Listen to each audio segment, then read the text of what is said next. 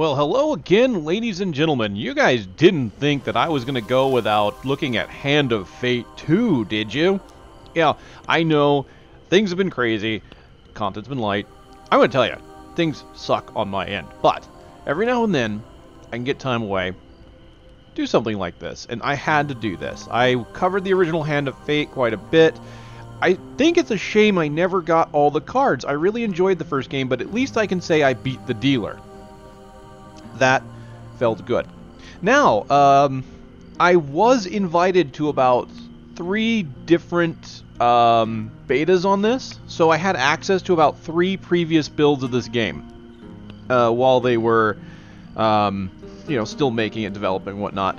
Unfortunately, I didn't get very far in any of them. I don't even think I completed one of the challenges, to be honest. I was able to take a quick look at them. I wanted to do more, but since I couldn't record, other priorities kind of took precedence and things like that. But from what I saw, because I did play through some of it, get a little familiar with the combat and some of the changes, I was very happy with a lot of the changes being made. So I'm really looking forward to playing the finished product. Interesting thing though here is when I loaded this game the first time to test it and to test all my recording software, the game started up and gave me 2 achievements as if I had completed the first 2 missions. I don't know if that has to do with me playing with the betas. What's weird about that is the betas were not on Steam, so I'm not exactly sure where it's pulling the data from, to be honest. It might have saved it somewhere else. But I'm going to start new game. I'll be using my controller as usual. It just seems so much better. Endless mode is not in the game yet, but that's okay. We still have a while to go for that. So I'll hit new game. And again, recording problems, right? Just going to let you guys know, for anyone that may be interested in how I did this. I've been using DX Story for the most part. Weird thing here.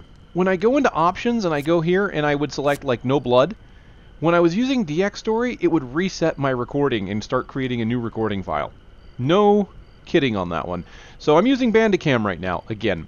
But I'm using the codec from DX Story in my Bandicam. I have no idea how this video is going to turn out, and my fingers are crossed that I don't botch this up. So wish me luck, even though if you see this, it worked, right? Logically? Anyway, so here are the options. I'm going to turn blood on. Obviously, you have multiple languages available. Wow. Let's see. Lots of languages. Holy. Oh, gotta go back. Okay. Subtitles, we'll turn those on. You have attack color, you can be red, green, blue, yellow. So it looks like they've made some kind of attempt for colorblind, which is good. And it looks like I can configure Twitch. I might have to see how that works out. Maybe get a recording of that and see what happens. Vibration, of course. I can confine my cursor to the window, so I can lock. So I like that you can actually choose to lock the cursor to the window or not if you want. And as usual, when you start moving the mouse, all the controller prompts will immediately switch back to keyboard and mouse prompts. I like that. I have seen some games that don't do that, but even more puzzling is I have played a game recently, and I can't remember which game. Oh, Shadow of War or something like that. It was a strategy game that when you did it, it took the game like 10 seconds to recache all of the prompts, but then again, it was also changing the UI. I thought that was pretty cool. I might actually have to make a video on that at some point, maybe. What have I got here? Left trigger will be my finisher, A is evade, Y is defend, companion. So you do get companions. There's all kinds of new puzzles, like there'll be dice games, there's like a pendulum game of some kind, and that's just not even going into the combat changes where you've got companions and shit. I'm looking forward to this. Alright, we've gone through the options. We're going to hit new game. We're going to reset this guy.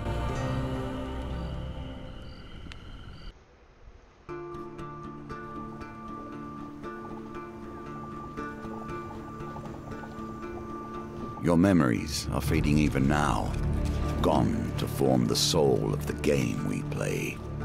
These pieces are new, as are the stakes. Life, death, and vengeance. We must ride, for time is short, and you have much to learn. Make your first choice, and let us set these wheels in motion once more.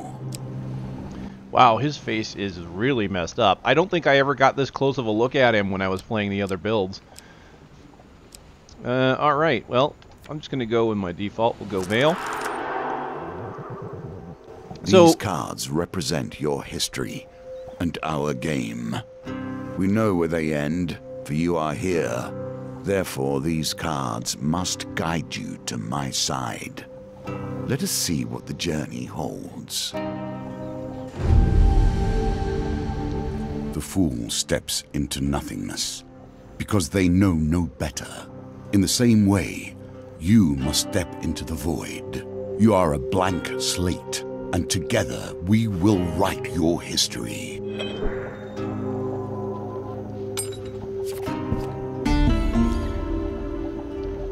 You've stumbled many miles through this forest in search of the thieves who robbed you. Though exhausted and hungry, you are determined to reclaim your father's amulet. Okay, cool.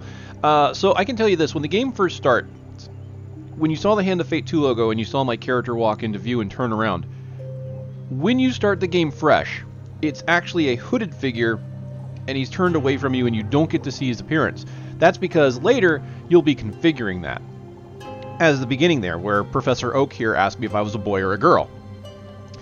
Alright, so let's get into this. Oh, can I go into my inventory already? I can. I have a neglected sword, critical strike. It's rusty, one-handed. Can I see what those mean? Y to inspect. Okay, here we go. Cool. So this is one of the things I like about this version of the game. Like, this Hand of Fate 2 is really up the ante on pretty much everything that Hand of Fate 1 did.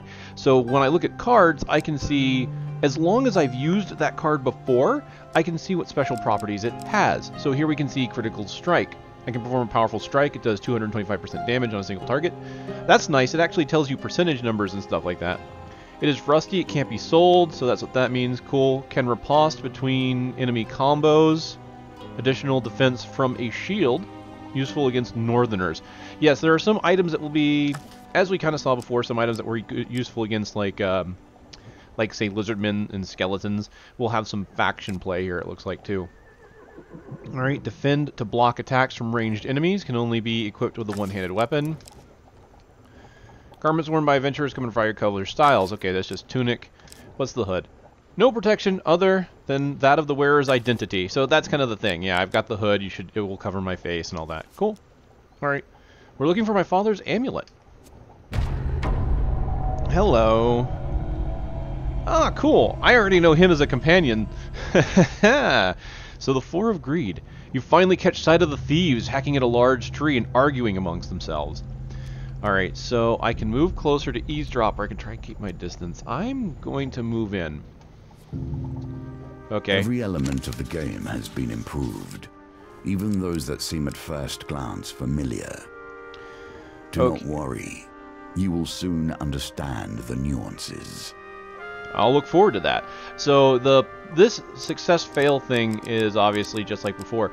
Now what I think is cool, they showed this on one of their Twitter feeds. You kind of see, like, YouTube will probably really mess this up because these are really detailed. There are creases in the cards, and I was kind of hoping that the creases would be different, so I might be able to tell from the card backs which card is which, but honestly it looks like the creases are all kind of the same. Thankfully this was slow. I know that was one of the successes. Creeping forward, you overhear their leader spouting orders. It's simple, he says. The idiots walk down the road, you push over the tree and jump out. They'll be too scared to put up a fight, and we'll get rich. Why don't we just jump out and stab them, one retorts. Another hooded figure chimes in. Yeah, corpses don't put up a fight either. Frustration riders in the leader's voice. The Empire doesn't care if a few farmers lose some sprouts. But drop a corpse on the royal road and the palace will be filled with soldiers, or the place, sorry, palace? Wow. Place will be filled with soldiers before you even spit the coin. We don't need that trouble. Now quiet, here they come. 3 of toil. You soon spout a group of farmers coming around the corner, bringing their wares to market. The thieves fell the tree into the path of the unsuspecting farmers and leap out, weapons brandished. Give us all your food! Alright, so we can leap out to the farmer's defense. Offer to help the farmers, warning them that it won't come for free, or help the thieves with their extortion. So, even from the very beginning, we have 3 very interesting choices. Let's be heroic. Shall we be heroic? I think we will. We will leap to their defense. I think we can handle a 4 of greed. You draw your weapon with practiced skill. Well, you hear the leader's voice. You lads handle this. I'll meet you when you're done.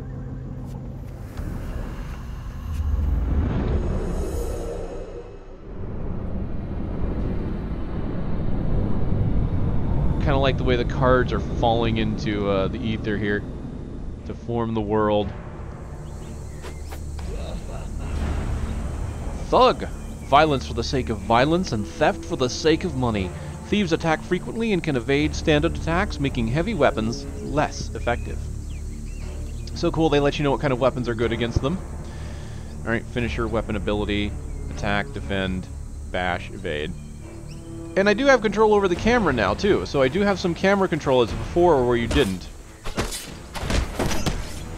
So I saw the green prompt. Ooh, nice dodge. So the green prompt is certainly my counter.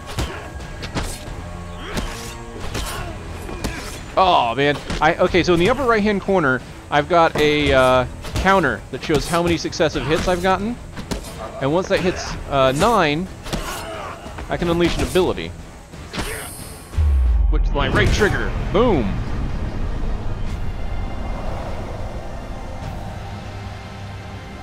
Now, I don't know if I lose that if I get hit, but I don't know if I lose it if I miss. I'll have to look into that. The farmers fumble in their hanker sacks in gratitude. Thank you, adventurer. I'm sure that after they took our food, they would have taken our lives as well. Sweet, 7 food. Ooh, nice. That's a lot of food. You fall on the food with a sigh, shoveling bread in your mouth to quell your hunger.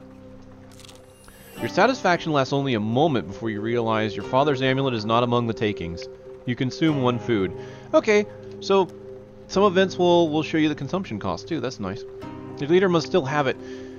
You set to your feet, determined to find him. And here we go. We're now at the adventurer portion. So it looks like our dealer friend wants us to find, I believe the official name for the adventurer in the first game was Collis. And it looks like he's basically training us to step up against him. I wonder how that'll play out, yeah? Ooh, X for map? Oh, okay, yeah. Just gives me an overhead view. Cool. Let's go. A friend in need. That almost looks like Mr. Lionel. While enjoying a moment beside the fire, you spy a strange figure approach your camp.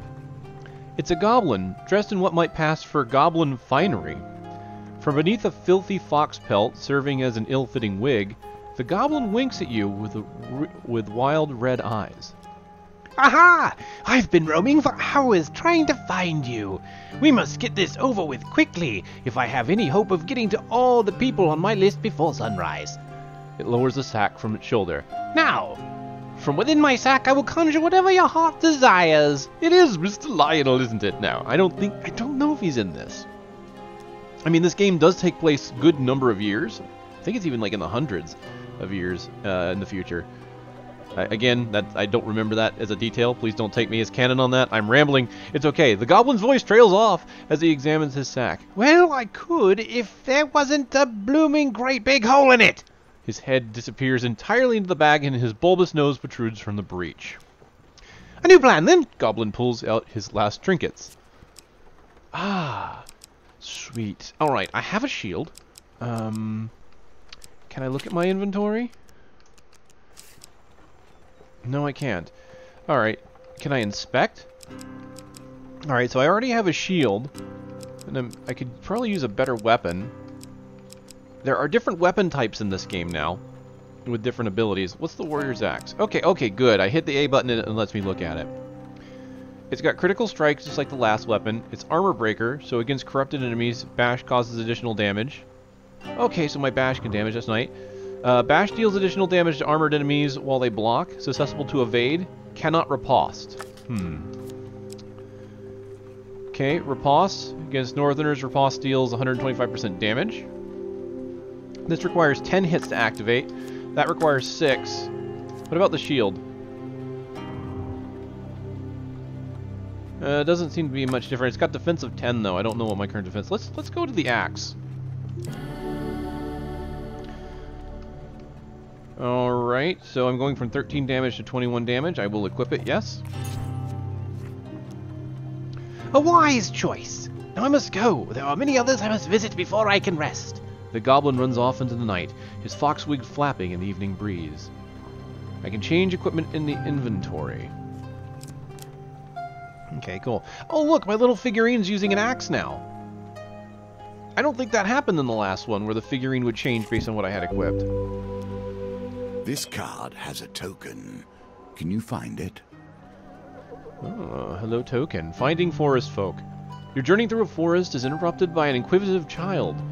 Are you searching for the forest folk? My uncle says that they used to walk these woods giving out gifts. I want to find one and ask for a lemon cake. As they dash off the pier under a nearby log, the child shouts back, Remember, if you meet the forest folk, get me a lemon cake.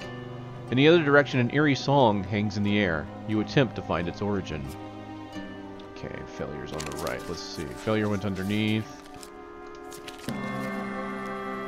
You follow the song through the thicket and stream until you find an open glade bathed in golden sunlight. You find an aged maiden, her posture bent like the boughs of a forest.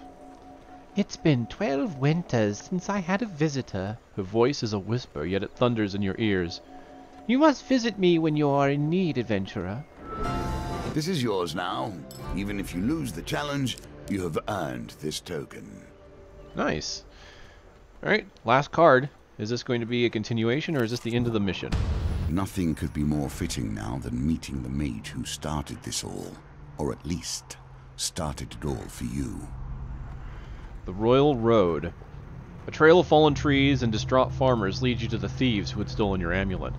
It seems their infighting has only gotten worse. The bandits surround their former leader, weapons drawn. Everyone will get their fair share. There's no need for violence, the leader implores. Whoever heard of a thief talk about fair share, spit one. You turn up and boss us around. We've barely stabbed anyone. It's been days since I've stabbed someone. Days! The leader notices you approaching and waves you over. As much as I'd love to continue this discussion regarding stabbings, I'm afraid I have urgent business with my associate here. As he greets you, he whispers, Keep me alive, and there'll be plenty of gold for your trouble. So I can tell him the gold cannot replace the amulet he stole, or tell him he will pay in blood for his thievery. Ooh. Well, we'll say gold cannot replace the amulet he stole. He holds up a finger. First rule of negotiation. Never let them know what you want. Kill my associates, and I will gladly return your amulet. Ever reliable, the thieves draw their blades to mug you. The leader hurries away to hide. Nice. Give us your stuff or we'll stab you, growls one of them. Oh, someone's stab happy. Alright, fight or give them all my food and gold. Hell no, I'm not give 4 of greed. I fight these guys. You draw your weapon and prepare to deal with the miscreants. Thieves evade heavy weapons more frequently. Okay, so I can change equipment in the inventory. So it's giving me a prompt to let me know, hey, you're dealing with thieves, they avoid heavy weapons. I have a heavy weapon equipped. So let's go ahead and go back to my sword.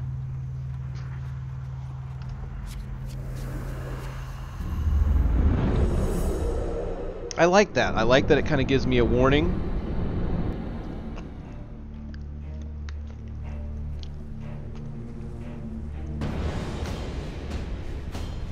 Hello, boys. Oh, got hit by that. Block. Combat definitely seems smoother. Okay, cool. So the good news is, even if I swing and hit air, I don't lose my combo. See, watch, I can just... I'm gonna intentionally miss, and I'm fine. As long as I don't get hit.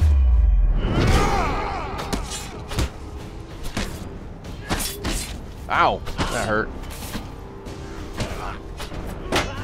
In a small way, I'm kind of glad that the card game UI isn't used in the combat anymore. I should have blocked instead of attack. Oh, really? I run into that attack 3 times. That's me being silly. I like the fact that they kind of simplified the UI.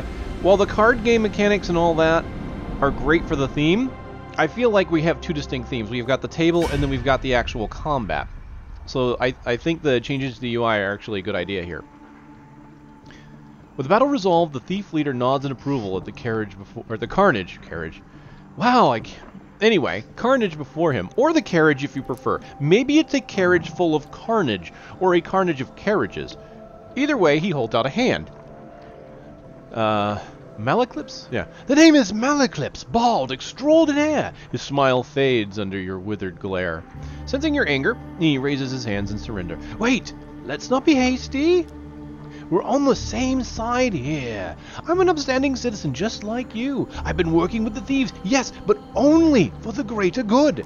No, really, they were killing people before I came along. I know it seems bad, but look. He pulls out an amulet from his pockets and presses it into your hands. All is forgiven, yes? You stare at the amulet. It does not look familiar. Oh, Malaclips says, scratching his head. He opens a small satchel. So, which one is yours? Choose my father's amulet. Okay. So when I did this mission before, I don't think they did this. What animal shall I got Egyptian, I've got lion, bull, eagle. I'm going to go with eagle. The eagle amulet, that suits you very... similar facial structure. Say, you know what? I'm lonely. You're lonely. We should work together. So I have befriended Malaclips the Trickster. So he will now be a companion. And so you can actually get multiple companions and have equipped them just like you do anything else. We should probably get to know one another, seeing as though we're going to be friends for life, Malaclips says. Tell me, where are you from? And so I think this is going to take us to base camp, where I'm going to start choosing my appearance.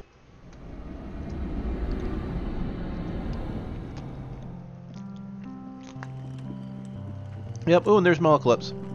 So this is how you normally see him. And of course, there we go, hood off now. So this is an appearance. So you have 4 different appearance types. I'm going to go with the forest road there.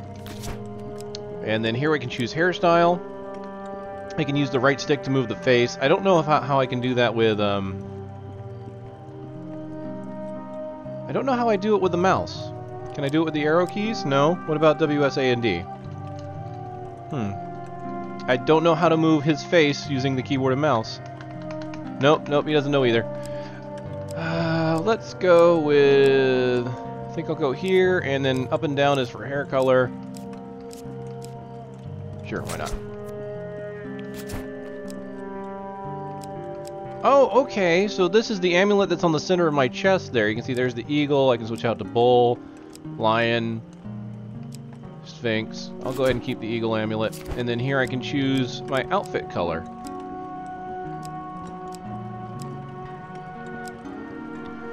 So I'm doing forest and grays. I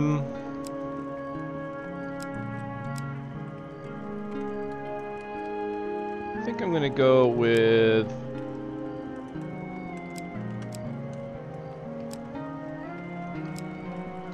that one. Alright.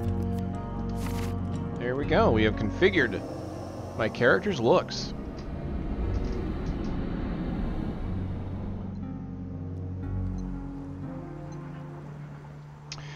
From the Eastern Belt, eh? You don't say. Good salts from the Eastern Belt. Very trusting. Oh, by the way, I mean, we, friend. By the way, oh yeah, yeah, he's trying to say I owe. By the way, I mean we, friend, owe money to Vignus of the Thieves Guild. He's quite angry at us. We should journey to Maya Bridge together to appease him. Some gold might help. Although, come to think of it, I'm rather busy. Malaclips eyes a pretty trader hiking up the... yeah, pretty? Wow, yeah. I am screwing up my words so badly that I'm even second-guessing myself when I'm right. Pretty trader hiking up the road. So it'd be best if you get the gold and I meet you there. Wow. What a jerk. Okay then, so now we're going to start getting our choices. So we're going to get gold for Vignis. I've got 10 gold right now. Let us learn what sort you are. Strong? Clever? Wise? The circumstances under which you come here put the lie to that. You enter a competition of strength at a fair. A gold prize is available to the winner. Winter? Wow. In the first round of the competition, your opponent is a diminutive Roland, a halfling from a traveling troupe of acrobats. Ah, the dice game. These dice are another small game embedded in our game. So what I'm noticing is that if I move the die, it's vibrating the controller. So I'm wondering if that's going to adjust the strength of the throw.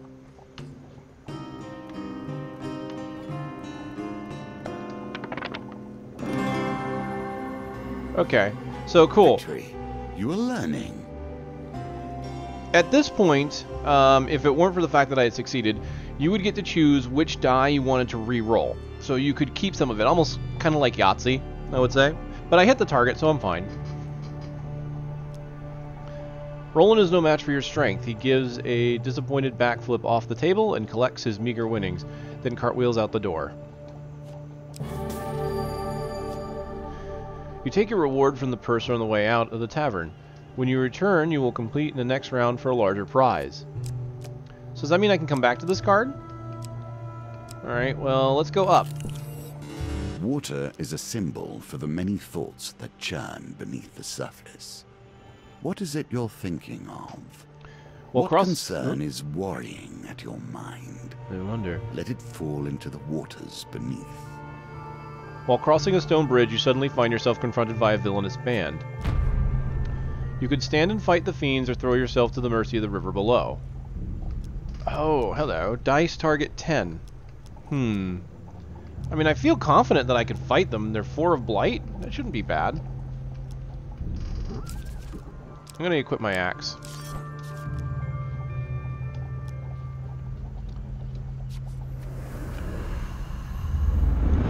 It's a new type of enemy, so let's take a look at it, see what it is.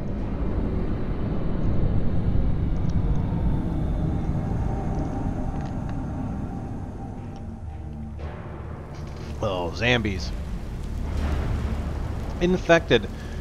The first touches of corruption bring forth the darkest elements of their victims. Infected enemies are feeble, causing them to become knocked down when health is low.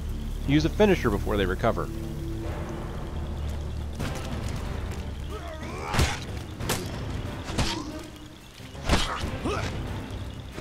So left trigger is a finisher.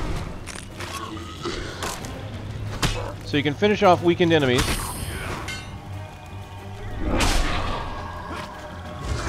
Nice. Oh, that's my bash ability? It's just whee! Nice! Oh yeah, I'm liking these weapons right now. I'm glad I chose a heavy weapon for this fight.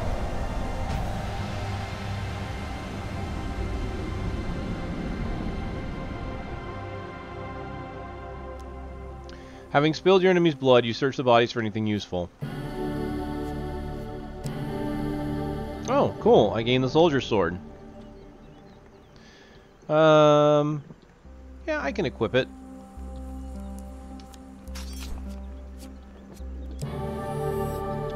Sweet, I got some life out of that. Now let's see if I can actually do this again. Nope.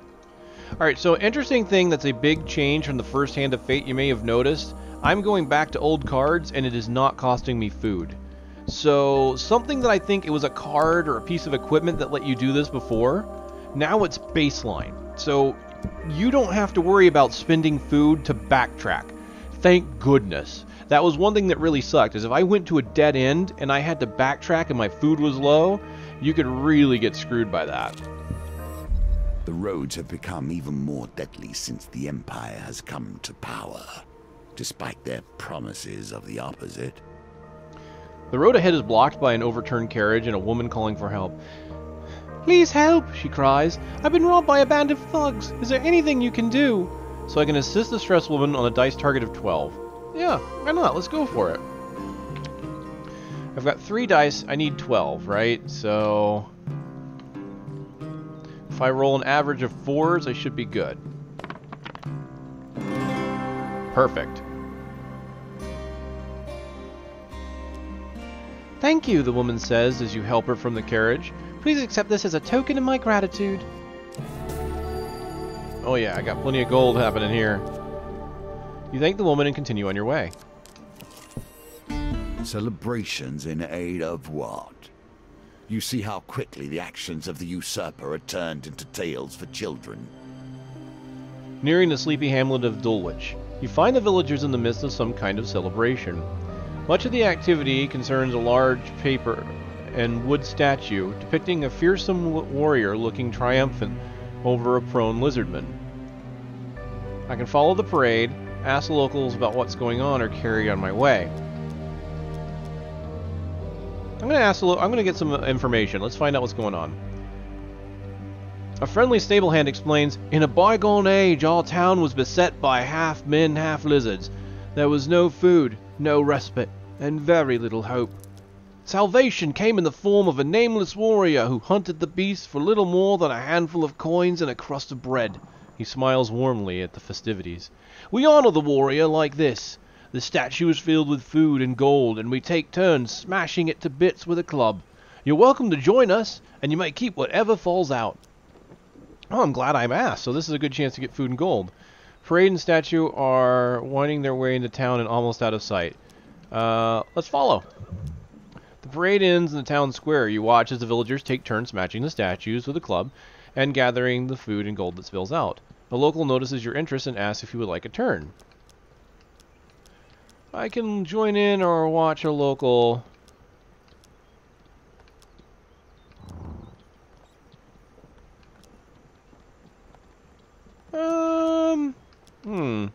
I'll join in. Ooh, there's a huge success on the left.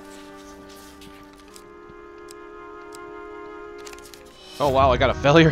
Whoops! I'm not very good at following the cards. I fully admit that. My eyes don't work very well when it comes to that. You wield the club with all your strength, however the blindfold affects your balance and you bring the weapon down on your own foot. Ah! No! No! Yeah, that was the fiver. Engulfed in shame, you leave the town to their celebrations and hope no tales are told of this day. You know what?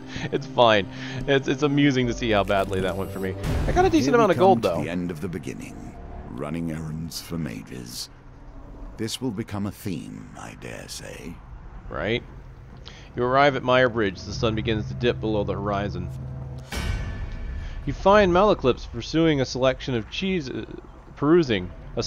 cheeses by the market. "Ah, if it isn't my good friend the adventurer. Did you bring the gold? Vignis has arranged to meet at the graveyard." Well, I have nowhere else to explore, so let's go. You wonder whether the spot was chosen for its seclusion or for easy body disposal. Vignis greets Malaclips with a sly grin. "Looks like you turned up after all, and with a lackey in tow. We had our doubts, you know."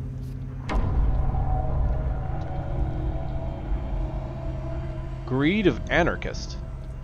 Or Anarchist of Greed. How's that go? Anarchist of Greed, yeah. Yeah, because greed is the type, that's right. Vignis cracks his knuckles and giggles. "Well now, Malaclips, convince me. What's to stop me cutting off your head today?" You reveal your gold as Malaclips scrounges in his pockets for some too. The heavy satchel of riches lands at Vignis's feet with a thud that echoes throughout the silence of the cemetery.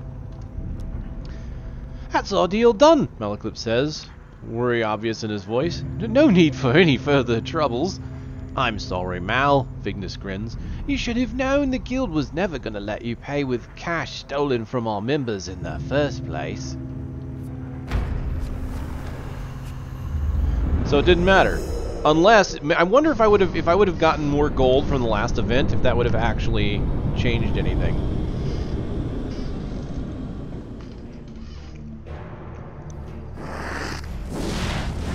Ooh. Vignis the Crazed. Treacherous and greedy, a dangerous combination. Anarchists throw flame bombs that cause fire damage. Your armor is no use to you here. Here we go. Oh boy. Ah, screwed that up. I'm getting back into the groove of things here.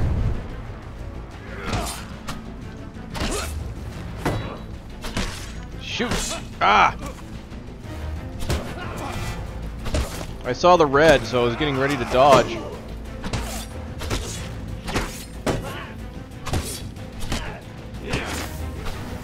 Whoa! Gotcha! And you! Finish. Nice. Ah! Too late. I needed to dodge sooner. Whoa!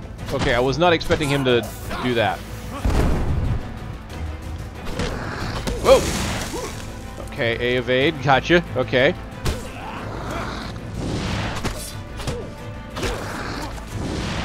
Jerk, stop that.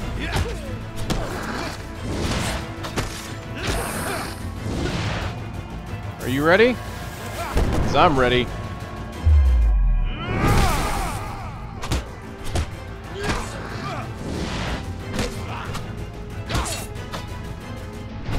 Finish him. Yeah, the combat's great. The combat's pretty good. The animations are a bit better, although there's still a little jankiness every now and then with collisions. But goddamn, if I don't love this game. Malaclip scratches his chin thoughtfully. It seems you could do with someone savvy to help you navigate these tricky matters of diplomacy, like maybe killing everyone wasn't the best idea. Come, let us discuss our partnership over an ale or two. Well done. You have cleared the first challenge, and now we can move on to the next. For completing the Fool, I got a Cardinal Blade and a Bastion of Purification. I also got a Market Thief, Tarts, Pies, and Exotic Lies, a Fork in the Road, and Arm Wrestling. Oh, okay, so I can continue my arm wrestling endeavors there. In this case, only one of them has a token, though. But that's still good. For befriending Malaclips, it looks like I have another event. Oh, I can't choose which card. I just realized that. I can't... oh, no, wait. Yeah, I can. That's weird. Okay, so here's what's weird. If I'm using a controller, I can't select the card. None of the controller options are letting me change which card I'm looking at.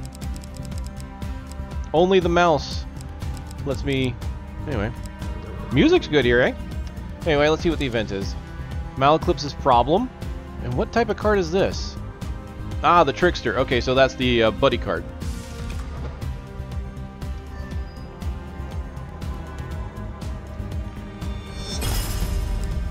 For finding the forest folk, I got the Old Maiden.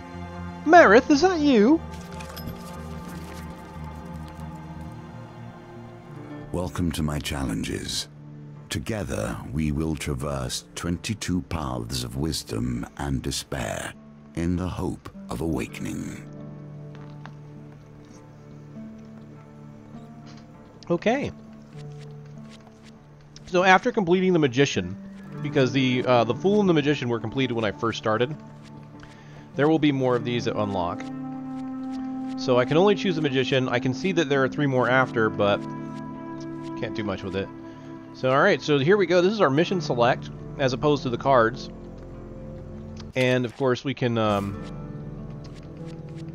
Oh, I can't go to camp. Alright, so once these 2 are done, a option over here on the lower right to go back to camp will appear. And I can change my appearance and all that. So I'm not going to do the next one now.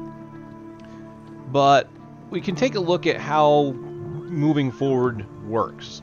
Much like the last Hand of Fate, we've got several decks that I can start putting cards into, and we can see that there's a limit to each. Now beyond that, I can tell you that there are special cards. The most I know about are like silver cards, or basically, I believe they're silver cards. And the way it worked was certain missions will only allow you to choose one of your silver cards. Others will probably have similar limits. So here, if I had like 5 encounters, I could choose 5 encounters, but if one of them was silver, I could only have 1. So there it is in the lower left, maximum platinum cards. So you can see I can have 1 platinum card, but I'm not a high enough level to have any brimstone cards. Haven't seen any brimstone cards before. That's interesting. So we can see I have one companion. It looks like there are a total of 4. Let's take a look. I can hit continue. So he's got magic shield, respin wheel, and ranged magic. So can I look at one? Yeah, there we go. So magic shield on a 30-second cooldown. When activated, Malaclips casts a protective spell on you that absorbs a single hit. He can also respin the wheel. Optionally, respin any wheel gambit but lose your companion for 3 turns. So if you don't like the wheel that you got, you can lose Malaclips for 3 turns, but get a better choice. So the wheel spin is an interesting game where the dealer will show you several cards, and instead of flipping them over and shuffling them, he spins the wheel, and you can attempt to land the wheel on a card that you want. Each spin, of course, has different speeds. And he has range magic. He can cast range spells that cause magic damage that ignore enemy defense. He can also teleport to avoid damage. So he's pretty good against defensive enemies. That's good. Let's see. Rescue the missing Empire soldiers from a town plagued with corruption. We have Growing Scourge. We have to fight Corrupted. So we've already seen them. And we have Avoid the Empire. Lose gold for every Empire killed. So, alright, I want to avoid fighting Empire-type enemies. And then, of course, we can look at these and we can inspect. We can see that it shows us what kind of encounters we're looking at. So this one, of course, has a token. But the rest is unknown. So any of these new cards, we can see, well, these obviously have a token because it's on the bottom, but we don't know anything else about them. Haven't encountered any of these. To the ones we have encountered, we can see things like this. We can gain gold, and the results are influenced by dice. So maybe I'm not the best at combat, but I feel confident in my dice game. I could do this. Or maybe I have equipment that'll help me with dice, right? Or a follower. I believe one of the followers is really good at helping you re-roll dice. So I know if I want gold in my missions, the arm wrestling's a good one to have. We can go to deep water. We can see, okay, I can gain equipment cards from this. I can gain resources. I can use dice or combat. So I can choose.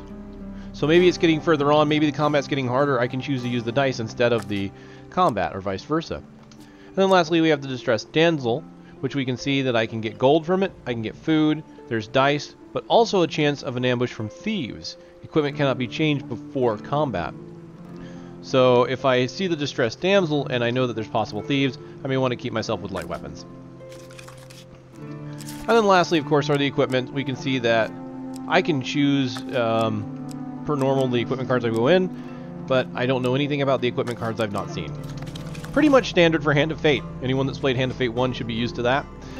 It's just that the loadout system is just a little bit different. And the idea that there's going to be different types of cards that have a lot of power, but you only can have a limited amount of, I think is pretty cool. So that's essentially the first mission, the Fool for Hand of Fate 2. I'm probably going to continue on, and I'll bring you guys along for the journey, I think. This has been fun. It definitely feels good. Honestly, expectations have been met, if not exceeded. Yeah, the beta builds they gave me did nothing but make me want to play more, so I'm glad it's finally out. So thanks for joining me on this one. I apologize for the constant flubs. I'm kind of recording this like just before I'm going to have to go to work, so... and again, all the other stuff that's been going on, so I'm not in the best of mindsets, but hey, I'm here, and this was helpful for me too. Anyway, enough about me, right? Have a great one, everybody. You have a great day. I'll see you again later.